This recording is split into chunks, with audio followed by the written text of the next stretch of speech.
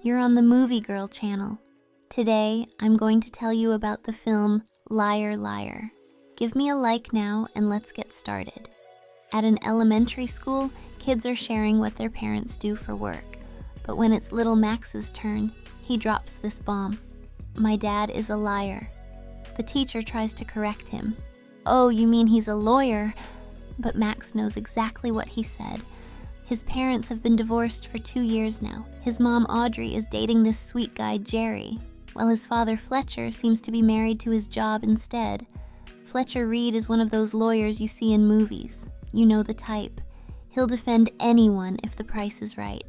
Sure, sometimes he helps good people in trouble, but let's be honest, most of his clients are complete scumbags. The thing is, Fletcher genuinely loves his son Max. He's got this amazing talent for making his hand look like a crazy claw that attacks everything in sight. Max absolutely adores this trick. But here's Fletcher's problem. He's become such a professional liar that he can't turn it off. He lies to everyone about everything, all the time. It's like lying has become his default setting. Excuse me, sir. Any spare change? Oh, I'm sorry. I'm all out. One day, Fletcher picks up Max for their weekend together. That's when Audrey drops some news on him. Jerry is moving to another city. You can see the wheels turning in Fletcher's head, but there's no time to process this because work calls. Meanwhile, Fletcher's boss, Miranda, is waiting for him. She's looking for a lawyer with absolutely no morals. Someone who can lie through their teeth to win a case for their client, Samantha Cole. When Fletcher and Max arrive at the office, our terrible father realizes he's forgotten something pretty important. It's Max's birthday tomorrow. Thank God for Greta, Fletcher's secretary. She's already bought a gift for the little guy and hands it over to her clueless boss. Fletcher and Max had plans to watch wrestling that evening. But surprise, surprise! Miranda dumps a pile of work on Fletcher for the Samantha Cole case. Max understands what's happening. His dad is breaking another promise. The kid spends the entire evening bored out of his mind in Fletcher's apartment. Meanwhile, Jerry takes Audrey to a fancy restaurant. He's head over heels in love and wants to talk about their future together. The poor guy doesn't realize Audrey can't return his feelings the same way. But Jerry's oblivious to this and pops the question, asking her to move to Boston with him. Audrey promises to think about it.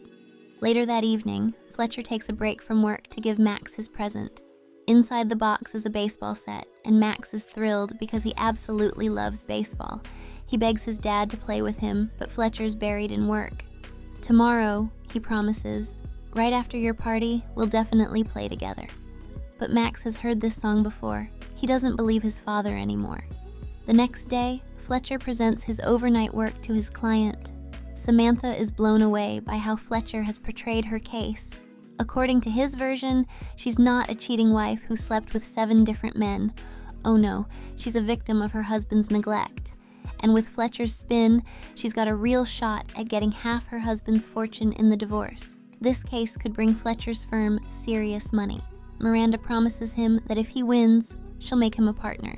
But first, she wants to get busy with another kind of partnership. Fletcher's boss is basically throwing herself at him. Because of his boss's over-the-top passion, Fletcher has to lie again. He calls Audrey and tells her work is crazy. The boss is, really riding me. So he'll have to miss his son's birthday party. Here's the timing though. Just as Fletcher is making this call, Audrey was actually telling Jerry she can't move to Boston with him because Max is so attached to his father. Meanwhile, frustrated little Max is blowing out his birthday candles. When it comes time to make a wish, he asks for something simple but powerful. He wants his dad to stop lying just for one day. And just like that, the wish comes true. At that moment, Fletcher was lying in the same bed with Miranda. When she asks if he enjoyed it, he blurts out, "I've had better." Yikes. Things get worse fast. In the elevator, Fletcher runs into his busty neighbor and makes some very inappropriate comments about her assets. Just moved in Monday. Oh. Everybody's been real nice. That's because you have big jugs. I mean, I want to squeeze them. Mama! On the street, a homeless man asks for change, and Fletcher unleashes a brutally honest rant about how much beggars annoy him. In court, facing the opposing lawyer in Samantha's case, Fletcher tries his usual smooth lies. but nothing works. Even making faces and contorting his body can't help him produce a convincing lie. Fletcher asks the judge for a postponement, but the judge refuses. Fletcher doesn't have a valid reason. The judge asks both sides some questions and then calls for a recess. Fletcher cannot handle losing his superpower, his ability to lie. He rushes to his office and tries to force himself to lie about something simple. He holds up a blue pen and tries to say it's red, but even this tiny, meaningless lie won't come out of his mouth. When he tries to force the lie by overpowering himself, his own hand turns against him and smacks his face, leaving blue ink all over it. That is blue! Then Audrey calls. Fletcher had promised yesterday to pick up Max from school, but today he genuinely has court issues. He tells the truth, but Audrey doesn't believe him anymore. When she tells Max that his dad isn't coming, the boy confesses about his birthday wish, that Fletcher would tell only the truth for one day. When Fletcher calls back, Audrey tells him they're moving to Boston. Fletcher is not happy about this news at all. He begs Audrey to wait for him at home. He wants to talk about this.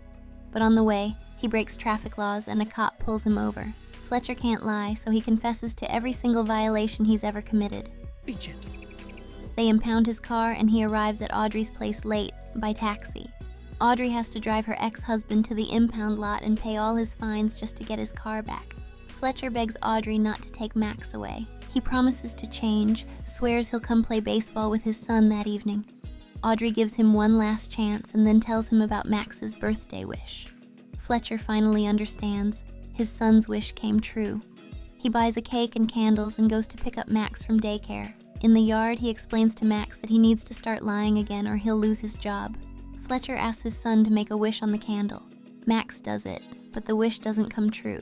See, yesterday he genuinely wanted his dad to stop lying. Now he's just fulfilling his father's request. There's no real desire behind it. Fletcher has no choice but to return to work. He tells Greta he can't lie anymore. Miranda overhears this conversation. Greta decides to test her boss and asks him some provocative questions. Fletcher tells the brutal truth, which offends Greta so much she quits and refuses to help him anymore. After this, Miranda corners Fletcher in the hallway. She wants revenge for his honesty about their encounter the night before. She takes him to the firm's leadership and asks him to tell the complete truth about the boss. Fletcher does exactly that. Despite the insulting things he says, the boss just laughs and asks him to do the same about the other committee members. Loser! Idiot! Wimp! Fletcher complies, causing fits of laughter all around. I'll see you later, dickhead! Then he returns to the courtroom. Turns out Samantha brought her kids to the divorce proceedings to gain the judge's sympathy. Fletcher keeps drinking water nonstop, and when it's his turn to question a witness, he asks to use the bathroom. In the bathroom, he starts beating himself up, Tyler Durden style. He hopes the injuries will get him a postponement. When they find Fletcher and drag him back to court, he agrees to continue with the trial, but the judge gives him time to clean himself up. When Fletcher returns, he has to question Samantha's lover.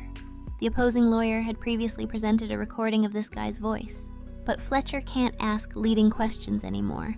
He pressures Samantha's lover so hard that the guy confesses to their affair. Fletcher is in despair. He's about to lose the case, but Samantha refuses to give up. She demands that he question her directly. During their conversation, she reveals her real age, and Fletcher gets an idea. He calls Samantha as a witness and presents documents to the court proving that when she got married, she was only 17 years old. A minor couldn't enter into a prenuptial agreement. This means her contract with her husband is invalid, and he has to give her half his fortune. The other side has no argument against this, and the judge awards Samantha 50% of her husband's money. She kisses Fletcher in excitement. Then the judge asks if Samantha wants custody of the children. Even though she doesn't love them, she demands the kids because that means an extra $10,000 a month in child support. He won the case, but now the children will go to a mother who, unlike their father, doesn't want to see them. You did an incredible job, partner. This pushes Fletcher over the edge. He starts screaming and has to be removed from the courtroom. They put him in a holding cell. Fletcher is desperate to get home. He promised his son he'd come.